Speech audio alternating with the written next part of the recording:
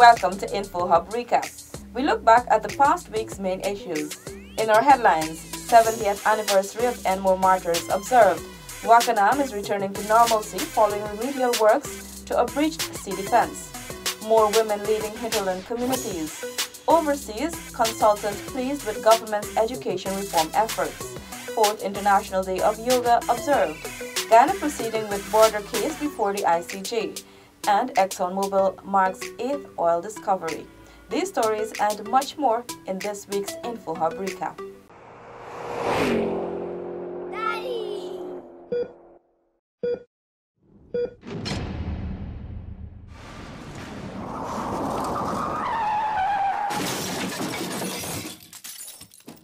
Here are the details. First, we tell you that the sacrifice made 70 years ago by the Enmore Martyrs was remembered on June 16.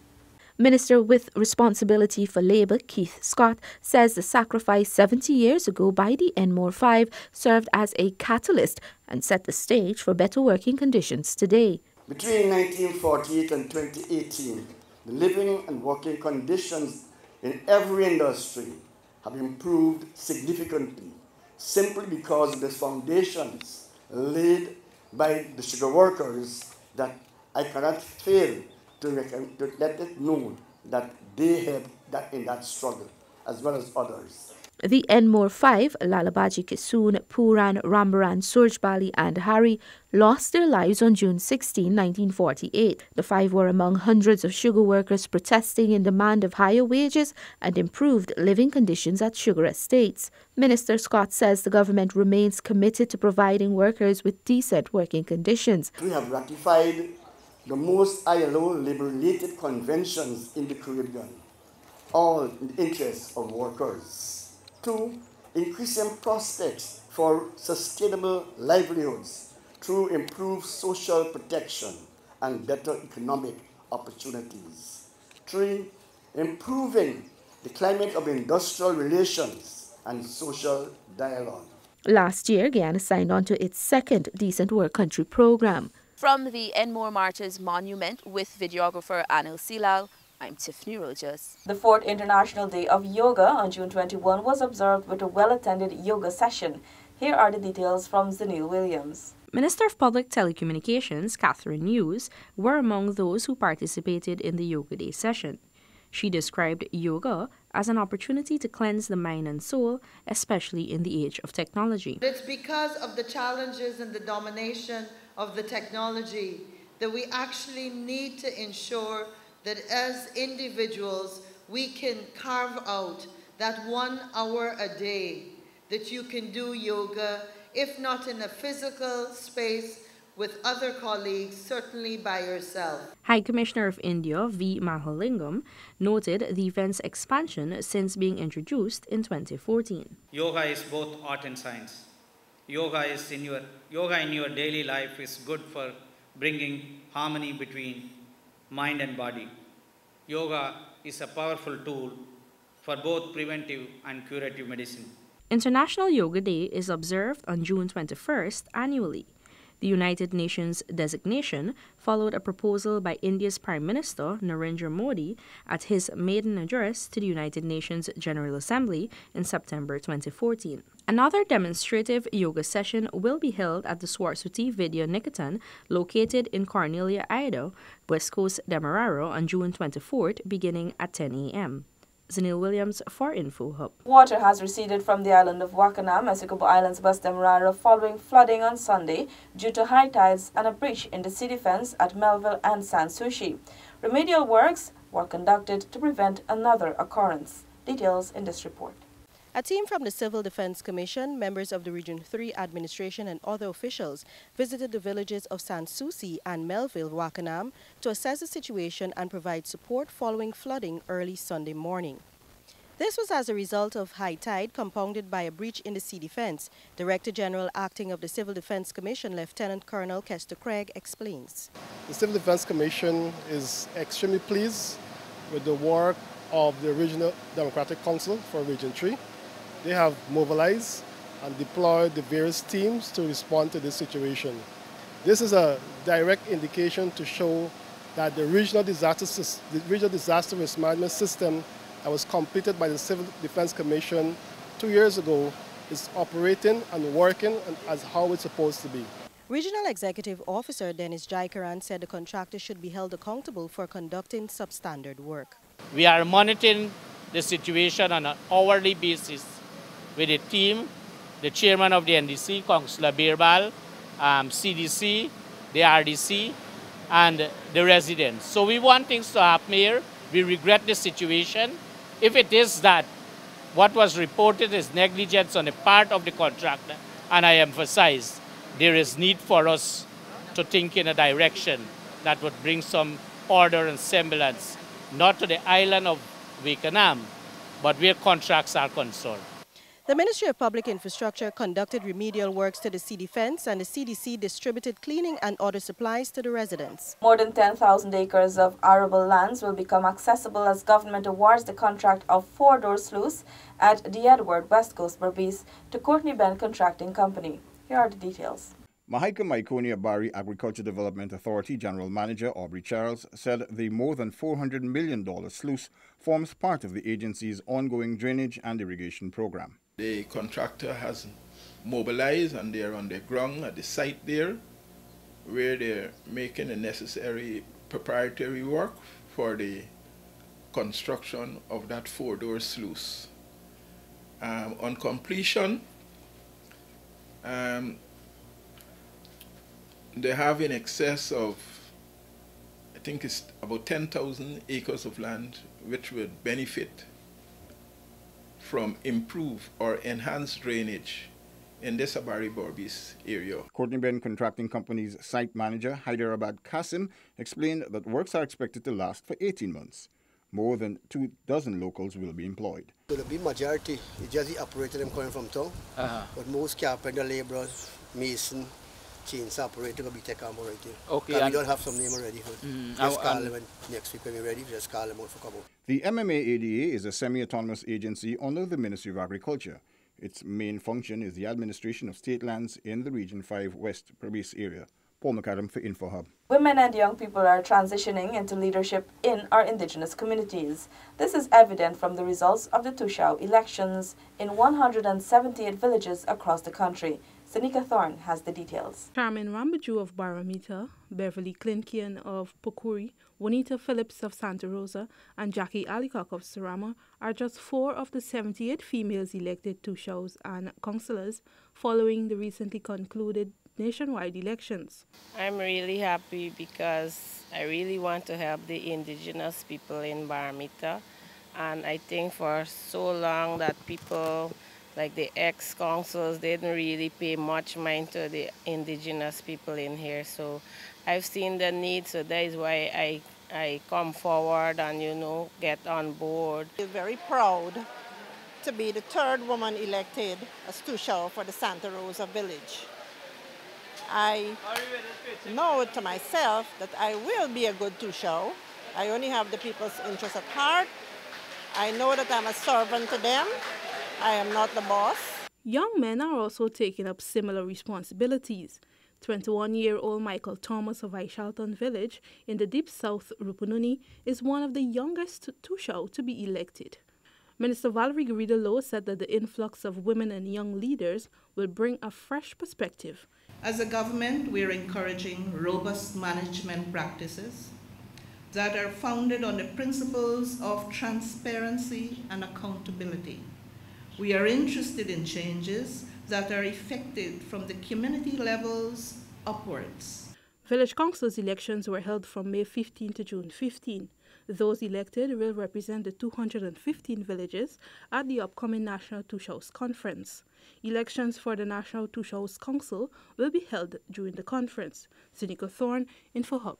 Acadia University professor Gregory McKinnon, assisting with the educational curriculum reform process, is happy with the government's efforts towards educational reform. Stefan Gabriel has the details. Acadia University Professor of Education Gregory McKinnon, on the sidelines of the Ministry of Education's Curriculum Revision Workshop, said education must be adapted to local needs. I spent 3 days in the hinterland I spent some time in Paramakatoy and Cato, getting some feedback from people in the hinterland because their needs are very different. And we understand that the Guyanese government is committed to a curriculum that serves all Guyanese, whether they're in rural or urban parts of the country. And so we were really excited to get that sort of feedback from the hinterland. The professor, whose focus is on technology, intends to look at TVET. Another area that we'll be looking at, which is part of the system, is TVET. And again, that's a little further down the road, but we're very aware of the breadth of what we're going to be looking at. It's a very large curriculum and it's an important job. It hasn't been changed for a number of years, but we know that children have to be technologically literate, so it's very clear that we have to move in that direction. Although the consultative team is here to assist, the professor made it clear that Guyanese will be allowed to create their own curriculum. It's a tremendous responsibility, but we don't want to come in from outside and give something to Guyana in that sense. We're here to organize and structure the way the Guyanese people actually create this themselves. For InfoHub, Stefan Gabriel. On Tuesday, we were reminded that Guyana's laws provide for tough penalties for convicted pirates. Gabriela Patram spoke with Prime Minister Moses Nagamutu, who is also an attorney at law. Here are the details. In his Sunday column, My Turn in the Guyana Chronicle, the Prime Minister commented on the case of the 3 Guyanese fishermen who had been charged with several counts of murder following the recent piracy attacks in Suriname's waters. Prime Minister Nagamutu noted that the Hijacking and Piracy Act of 2008 provides Guyana with jurisdiction to try offenders through the act is committed in another country. He said, whatever the motive, I wish to remind all fishing folk and their hired hands that offences at sea carry serious penalties. These include life imprisonment for hijacking, life imprisonment for piracy, 10 years imprisonment for covering up a piracy attack where death resulted, and death by hanging for murder on board a vessel during an armed robbery, hijacking, or piracy. Prime Minister Nagamutu said with the advent of the coalition government, keen attention has been placed on border security, including monitoring of our fishing and maritime areas. The maritime wing of the Guyana Police Force, the Customs and Anti-Narcotics Unit, and the Guyana Defence Force have coordinated boat patrols by boat and air, which are necessary to protect the country's food-based economic activities, combat trafficking of illicit drugs, fuels, and other contraband, and to protect state revenues. Gabrielle Patram for InfoHub. 7 communities in the North Rupununi have received checks valued at approximately $6 million to execute sustainable green projects under the Presidential Grant Fund. Sanika has the details. Minister Sidney Alikok handed over the checks to the village councils during a recent ministerial outreach in Region 9. Rewa, $1 million, extension of Women's Group Center. Masara, $1 million, upgrade of Sports Pavilion. Kwaimata, $800,000, construction of Village Bond. Waweta, $800,000, completion of Village Benab. Ruparti, $800,000, water distribution system. Quatamang, $800,000, water distribution system. Sarama, $800,000, construction of Benab at Village Airstrip.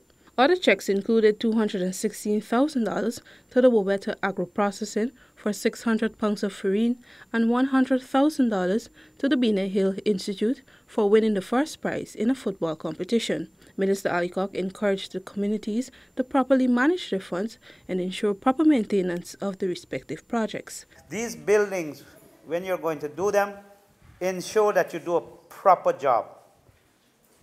We don't want any sort of sloppy work and within 2 weeks the building falling down and all sorts of nonsense. The Presidential Grant Program provides communities with the financial resources necessary to fund green sustainable projects that are aimed at providing the required services within their communities. Sanika Thorne, InfoHub. Guyana says it will proceed with the ICJ case to resolve the border controversy, even as Venezuela says it will not take part in the court matter. Minister of Foreign Affairs Carl Greenidge met with the President of the International Court of Justice at The Hague on Monday, along with a Venezuelan contingent. Venezuela indicated that they will not take part in the matter despite claiming to respect the international justice body. The Ministry of Foreign Affairs in a statement said it will proceed with the matter despite Venezuela's uncooperative position. Article 53 of the Statute of the Court allows for the court to decide in favor of the claimant if the other party fails to defend its case. See dpi.gov.gy for a full background to the case.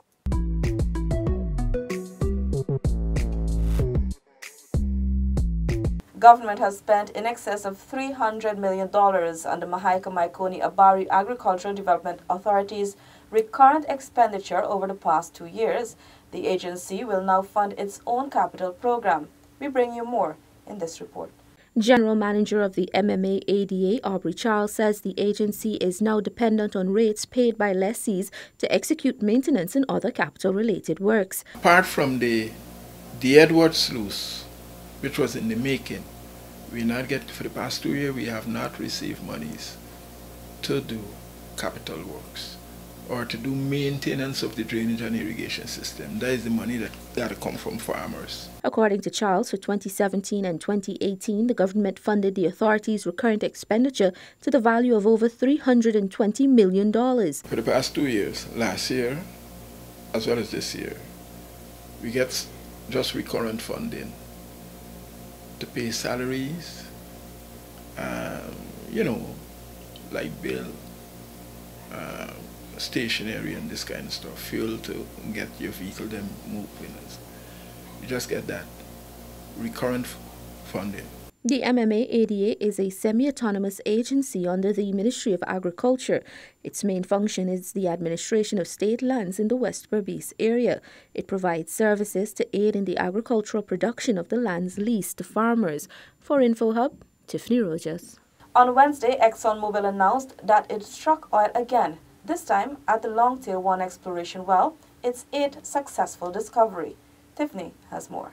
Minister of Natural Resources Raphael Trotman described the discoveries made to date as staggering. We now have a mammoth take, not only in this find, but I'm saying that the accumulative finds of 8 finds give us now, I'm sure, in excess of 4 billion barrels.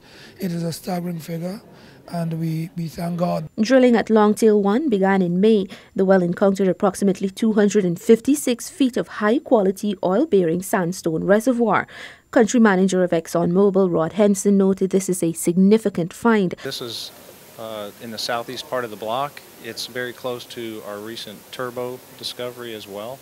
So it simply adds to the potential for a development in another area outside the Liza area. The recent find, coupled with Turbo, now estimates that part of the Stabroek Block to contain in excess of 500 million oil-equivalent barrels. Henson says this encourages expanding exploration in the block. We do intend to bring in a third drill ship. This would be dedicated to exploration drilling, at least initially, and so we don't have the exact ship named yet or the timing, but likely it'll be later this year. The 8 discoveries made so far are Liza, Payara, Liza Deep, Snook, Turbo, Ranger and Pecora, all in the Stabroek Block, located approximately 120 miles offshore Guyana. ExxonMobil is currently developing the Liza field for first oil in 2020. The company and its partners are currently drilling the production wells. For InfoHub, Tiffany Rogers. Minister within the Ministry of Natural Resources, Simona Brooms, promised greater enforcement by the Guyana Geology and Mines Commission to curb illegal sandpit practices. Here are the details. Today, Minister Brooms and a team from GGMC inspected sandpits along the Linden-Soesdijk Highway. The minister demanded an immediate cease-work order be issued at one of the pits after several unsafe infractions were observed and called for greater enforcement by GGMC. At the level of the commission, they have the power to get correction because, all right, you don't correct, I don't lift the cease-work order. If I don't lift the cease-work order and you come and work, you breach, you're disrespectful, you charge, you seize equipment, all kinds of things can happen there. So it is not to say that there's no law to allow for the level of lawlessness. Minister Brooms has been inspecting quarrying operations with the aim of regulating the practice. The minister is also seeking to have outstanding royalties owed to GGMC paid. The royalty to the commission on a ton is 15 Guyana dollars, right? This right here, Guyana dollars, on 1 ton of sand. And every year, although these people are doing exporting and all of that, every year is a rollover, everybody, and some persons even have what we call payment plan. An end will come to that. That is an exploitation. Minister Brooms will have a subsequent meeting with the operators. The consultations are part of efforts to reform the quarrying sector.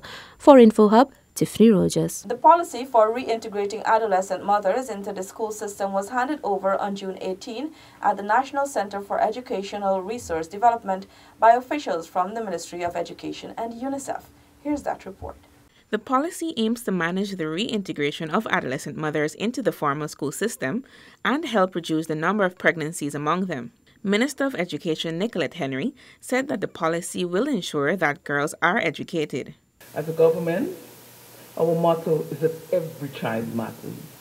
With this policy, there will be no need to repeat the past, because the future for adolescent mothers in Guyana will become bright. Because legally, the barriers that prevail will be a thing of the past, and indeed illegal, leaving the path open to an education for all. United Nations Children's Fund UNICEF's representative to Guyana and Suriname, Sylvie Fouet, noted that the policy is a key milestone and the next step is implementation. They need to know they are protected and they care for. So all the supportive mechanism, education, health, justice has to support that. So we hope so, and we wish you the best for the Guyanese, and particularly the youngest. The policy is a collaboration between the Ministry of Education and UNICEF. It has been in the works for approximately 1 year. Input was garnered from stakeholders such as the Ministries of Public Security, Public Health, Social Protection, as well as several faith-based organizations, among other agencies. For InfoHub, Leticia Isaacs. On Thursday, we learned that the Pan American Health Organization team is assessing the mercury cleanup efforts at the GGMC Brick Dam complex. The team, comprising 2 industrial hygienists, 2 physicians, and a mining engineer, is conducting tests to determine if any trace of mercury remains at the complex. The team arrived on Wednesday and met with the Ministers of Natural Resources Raphael Trotman and Public Health Minister Valdo Lawrence, along with Minister within the Ministry of Social Protection Keith Scott. Minister Trotman explained that the OSH department had cleaned and certified the area is free of mercury. However, a third-party opinion is needed to approve the certification. This has been a wake-up call to us. It is a matter that has been ongoing for, as I said, perhaps decades. But it came to the fore a few months ago, and now we are faced with the reality that we can't postpone any longer or pretend that this is not an issue in there. So your presence here is perhaps in the very short and immediate term to look at the compound and its environs, and then, if you will, provide some guidance to the government and its agents as to how to proceed. The team will be familiarizing itself with GGMC's process of retrieving and burning the gold. Head of team Catherine Beecham said that a drone mercury vapor analyzer will be used to determine whether there are many more detectable levels of mercury at the facility. We are not here specifically to say it's safe to return. We're not able to say that. What we can say is what the current levels are based on our best measurements, and we can make recommendations to further reduce exposures if exposures are still occurring, and we can make recommendations on how to prevent employee exposure. The Guyana Gold Board ceased burning gold at the GGMC complex in April following health and safety concerns. The board is currently sourcing alternative facilities. In the interim, a licensed gold dealer is burning the gold. Alexis Rodney for Info. Local foodies have the opportunity to sample unique cuisines at reduced prices as the Tourism and Hospitality Association kicks off its 6th season of Restaurant Week. A total of 18 restaurants are participating in the event.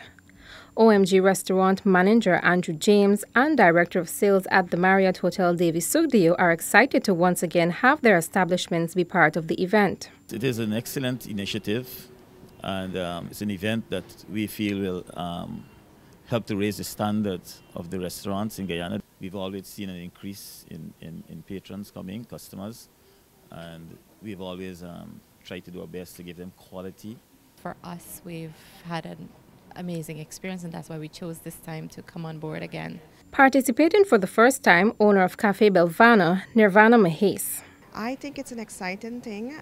It's a good thing, especially for us new restaurants, that we're able to come on board and we're able to get some publicity, and we're glad that we have the opportunity to be part of this event at such a young stage. Guyana Restaurant Week Organizing Committee member Sean McGrath explained that participating businesses see an increased traffic during the week. The reality is when they participate, they see the numbers of covers they are doing growing quite dramatically.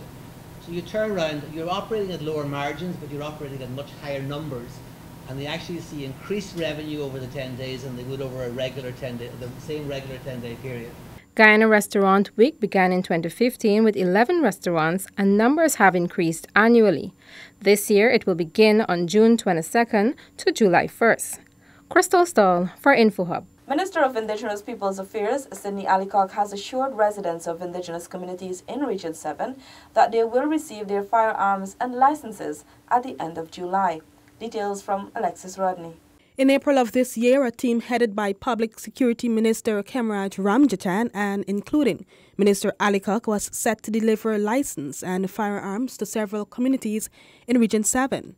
However, adverse weather conditions forced a postponement. Speaking to InfoHub on Wednesday, Minister Allicock said the postponement might have been a blessing in disguise. The postponement, well, of course, the rains, I think it didn't happen by accident, because to take in just the license or the permits without the firearm was not, I think, the best thing to do. But we wanted to satisfy the persons there by taking it in along with the nine firearms that were serviceable. He said the postponement has also given the ministry an opportunity to access more firearms for the residents and for them to get their money. The feedback is it has given all the persons to get firearm the opportunity to get their money ready. Yes, so we are on it, and I got good word that the end of July would be the time when the shipment would be in here. In April, the team was scheduled to meet with residents of 11 indigenous communities at Chinaweng, Philippi, and Camarang. In addition to the firearms, they were also taking along 121 permits to distribute to the residents. However, weather reports coming out of the region advised against the trip. Reporting for InfoHub, Alexis Rodney. Minister of Finance Winston Jordan has said that Cabinet has discussed increased fuel prices and is considering the available options. Here are the details. The issue about price increases for minibuses is also engaging the attention of the Cabinet. Only last Tuesday at Cabinet, this matter was raised. And so we will have to find creative solutions to the problem of rising fuel prices. I understand, though, that in the past week or so, prices have trended downwards. I believe prices had fallen back to around about $60-something a barrel from the high 70-something. In addition, Minister Jordan said that while the previous administration was able to forego taxes to maintain fuel prices in the past, the conditions were different since the Petrocarb agreement allowed for only a small percentage of the purchase price to be paid and the rest rolled over to be paid later. At any one time, the last government didn't have to face the proposition that we have right now, which is we have to find 100% of the cost of the fuel and pay for it immediately. Yeah? When you have an arrangement like the Petrocarib, it doesn't affect your balance of payment significantly. In September 2017, world market prices for fuel increased due to the hurricane conditions in the southern hemisphere. This resulted in Guy Oil adjusting the prices in gasoline, diesel, and kerosene. Again in February of this year, Guy Oil adjusted its prices upwards. Guy Oil currently sells gasoline for approximately $220 per litre. For InfoHub, Stefan Gabriel. You have been watching InfoHub Recap, where we share the past week's top stories. Goodbye.